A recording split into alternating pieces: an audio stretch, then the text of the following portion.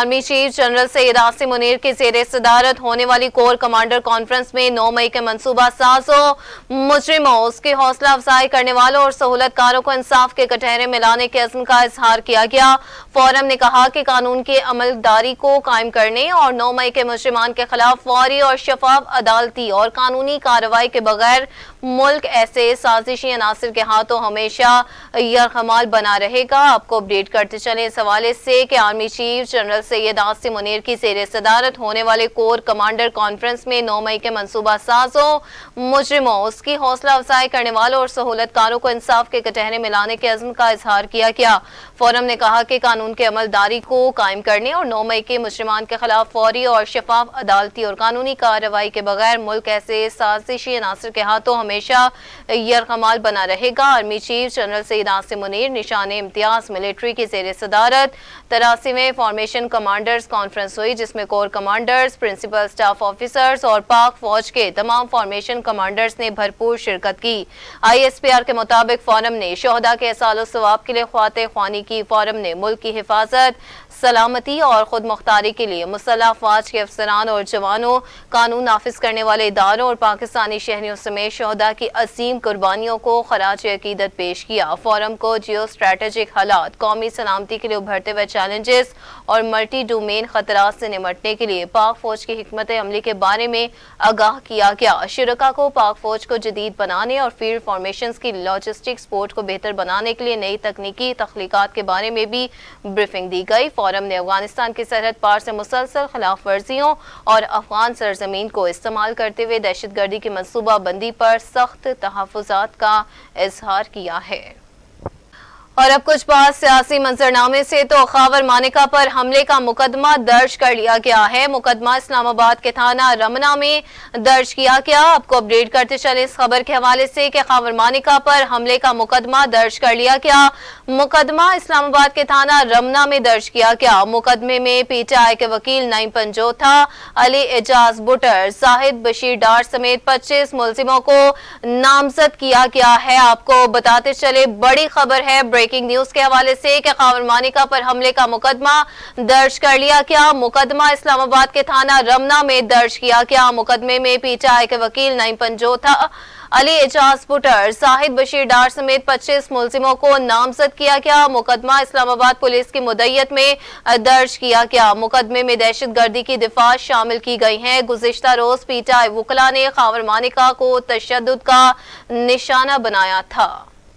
रुख करेंगे supreme court का, जहां नैब तरामीम केस की समाअत बराह रास्त दिखाने की दरखास्त मुस्तरद कर दी गई है। चीफ जस्टिस काजी फाइज ईसा की सरबराही में 5 रुकनी लार्जर बेंच नैब तरामीम कालदम करार देने के खिलाफ हुकूमती अपीलों पर समाअत की। समाअत के आगाज पर केस की समाअत में मुख्तसर वक्फा कर दिया गया। समाअत बराह रास्त समाअत पर मशवरे के बाद दोबारा शुरू होगी। अदालत ने रिमार्क्स दिए कि बराह रास्त समाअत पर थोड़ी देर तक बताते हैं। जस्टिस सतर मिनल्ला ने बराह रास्त नशरियात की हिमायत करते हुए कहा कि समाअत पहले भी बराह रास्त दिखाई जाती थी तो अब भी बराह रास्त होनी चाहिए। उस पर खैबर पख्तूनख्वा के एडवोकेट जनरल ने कहा कि यह मुकदमा अवामी मुफाद और दिलचस्पी का है। चीफ जस्टिस ने रिमार्क्स दिए कि यह टेक्निकल केस है, इसमें अवामी मुफाद का मामला नहीं। बादशा बेंच केस की समाअत बराह रास्त दिखाने पर मुशावरत करने के लिए उठकर चला गया। समाअत के दोबारा आगाज पर सुप्रीम कोर्ट ने नैब तरामीम केस बराह रास्त न दिखाने का फैसला किया और केस बराह रास्त नशर करने की दरखास्त मुस्तरद कर दी। सुप्रीम कोर्ट ने मजीद समाअत आइंदा हफ्ते तक के लिए मुलतवी कर दी है। नाज़रीन, बिजली चोरी पर वज़ीर तवानाई का सख्त मौक़िफ़ मंज़र आम पर आ गया है। उनका कहना है कि बिजली चोरी में मुलविस अनासिर के खिलाफ सख्त कानूनी कार्रवाई होगी, किसी को भी रायत नहीं दी जाएगी। वज़ीर तवानाई अवैस लगारी ने प्रेस कॉन्फ्रेंस के दौरान कहा कि सूबाई हुकूमतों के ताउन से तवानाई के शोबे में इस्लाहात नागुज़ीर हैं। तवानाई के शोबे में मसाइल का खात्मा करके अवाम को सहूलत देंगे। उन्होंने कहा कि लोड शेडिंग के खात्मे के लिए हम मुमकिन इक़दामात यकीनी बना रहे हैं। डेरा गाजी खान में बिजली चोरी करने वालों के खिलाफ सख्त एक्शन लिया जाएगा। कल या परसों तक हर रोज हर डिस्ट्रीब्यूशन कंपनी के तरफ से उसकी अपनी इलाके के अंदर आने वाली बिजली जो सप्लाई की जाती है उन्हें اس کی جو ترسیل وہ کرتے ہیں اور جو مانگ ہوتی ہے اور کس کس فیڈر کے اوپر کتنی لوڈ شیڈنگ ہوتی ہے، اس کا سارا وہ ڈیٹا ہر روز شام کو پیش کیا کریں گے فار دا جنرل جی پبلک اور میڈیا کے لیے۔ میں آپ کو اس بات کی بھی یاد دہانی کراؤں کہ آج سے کئی سال پہلے جب میں وفاقی وزیر توانائی تھا تو ہم نے روشن پاکستان کے نام سے ایک ایپلیکیشن کے اوپر ڈیٹا اوپنلی اور ٹرانسپیرنٹلی پرووائڈ کرنا شروع کیا تھا۔ وہ ڈیٹا اب بھی وہ جو ڈیٹا ہے وہ اب بھی ہم انشاءاللہ اگلے 1-2 دنوں کے اندر روشن پاکستان بالکل کلیئرلی ٹرانسپیرنٹلی یہ تمام انفارمیشن کر سکے گا۔ آپ کو یاد ہے ایک پروگرام ہوا تھا جس کے اندر ایک کالر نے کہا کہ میرے پاس اس وقت بجلی نہیں ہے، اس وقت پاکستان کے اندر میں آپ کو کل 29 مئی کی رپورٹ پیش کر رہا ہوں، اور یہ ہر روز مختلف رپورٹ ہوتی ہے۔ دوسری جانب نائب وزیر اعظم اور وزیر خارجہ اسحاق ڈار نے کہا کہ آذربائیجان سے دیرینہ اور مضبوط تعلقات کوپ 29 کے انعقاد پر پاکستان آذربائیجان کی مکمل حمایت کرے گا۔ وزیر خارجہ آذربائیجان بیراموف کے ہمراہ مشترکہ پریس کانفرنس کرتے ہوئے نائب وزیر اعظم اسحاق ڈار کا کہنا تھا کہ وزیر خارجہ آذربائیجان کو دورہ پاکستان پر خوش آمدید کہتا ہوں۔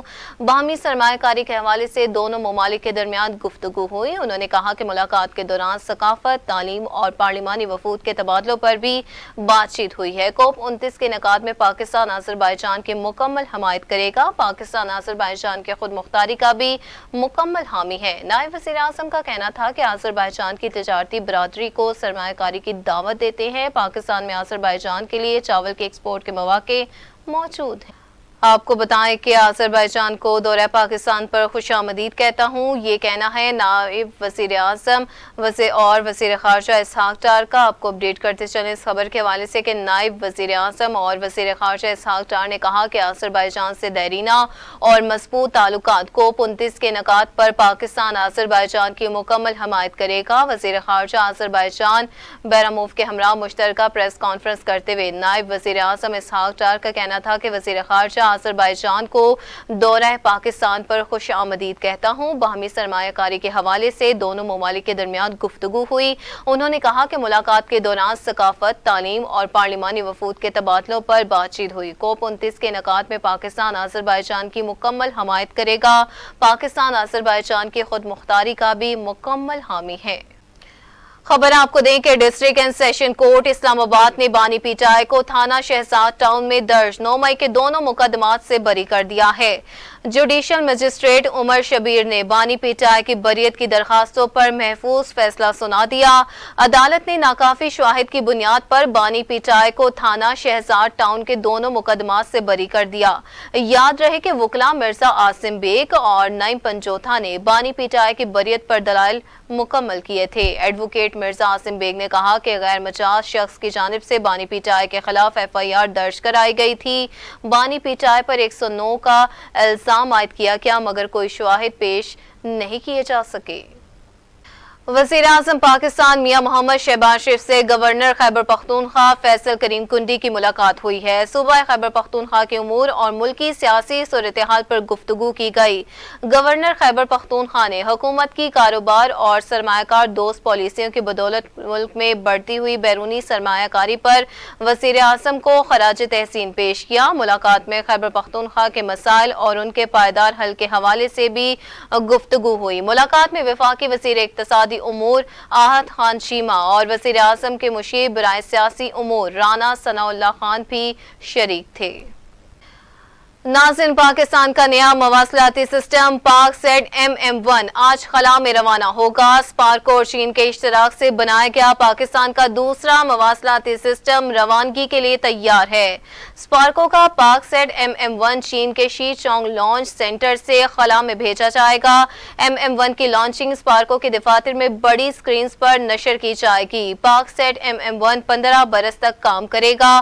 اس سے پاکستان بھر میں ٹی وی نشریات، سیلولر فون فون سروس اور براڈ بینڈ سروس مزید بہتر بنانے میں مدد ملے گی۔ پاک سیٹ 1mm رواں برس اگست میں سروس فراہم کرنا شروع کر دے گا۔ مواصلاتی سسٹم پورے پاکستان کو کوریج فراہم کرتے ہوئے KA بینڈ 10 گیگا بائٹ کی فی سیکنڈ صلاحیت کا حامل ہے۔ ناظرین، پاکستان دہشت گردی اور انتہا پسندی کے خاتمے کے لیے پرعزم ہے۔ وزیر دفاع خواجہ آصف کا سیمینار سے خطاب، کہا پاکستان نے انتہا پسندی کے باعث بہت سے نقصانات اٹھائے۔ پاکستان دہشت گردی کے خلاف جنگ لڑ رہا ہے۔ پاکستان کو دہشت گردی سمیت بہت سے چیلنجز کا سامنا ہے۔ خیبر پختونخوا کے گورنر فیصل کریم کنڈی نے کہا کہ میں نے وزیر اعلیٰ KP سے کہا ہے کہ لڑائی سے کچھ حاصل نہیں ہونا، مل کر ہی کام کرنا ہوگا، کیونکہ اسی صورتحال میں مسائل کا حل ممکن ہے۔ اسلام آباد میں میڈیا سے گفتگو کرتے ہوئے کہا کہ تمام مسائل مذاکرات اور دلائل سے حل کرنا ہوں گے۔ فاٹا اور پاٹا کے ٹیکسز کے حوالے سے بھی وزیر اعظم سے بات ہوئی۔ KP میں 26 یونیورسٹیز کے وائس چانسلر نہیں ہیں۔ دیر موٹر وے کے معاملے پر بات چیت ہوئی ہے۔ سرکاری ملازمین کی تنخواہوں میں 25% اضافہ کیا جانا چاہیے۔ اور اب کچھ بات بجلی کی قیمتوں سے متعلق، تو حکومت نے عوام پر بجلی گرانے کی تیاری کر لی ہے۔ بجلی ایک ماہ کے لیے فی یونٹ 3 روپے 48 پیسے مہنگی ہونے کا امکان ہے۔ ماہانہ فیول پرائس ایڈجسٹمنٹ کی مد میں درخواست پر نیپرا آج سماعت کرے گا۔ CPPA نے قیمتوں میں اضافہ ماہ اپریل کی فیول کاسٹ ایڈجسٹمنٹ کی مد میں مانگا ہے۔ منظوری سے صارفین پر تقریباً 34 ارب کا اضافی بوجھ پڑے گا۔ درخواست میں کہا گیا کہ اپریل میں فرنس آئل اور ڈیزل سے بجلی پیدا نہیں کی گئی۔ ایک ماہ میں ہائیڈل سے بجلی کی پیداوار 22.9% رہی اور اپریل میں مقامی کوئلے سے 10.1% بجلی پیدا کی گئی۔ مقامی گیس سے 11.2% اور درآمدی LNG سے 24.9% بجلی پیدا کی گئی۔ اپریل میں جوہری ایندھن سے 23.6% بجلی پیدا کی گئی۔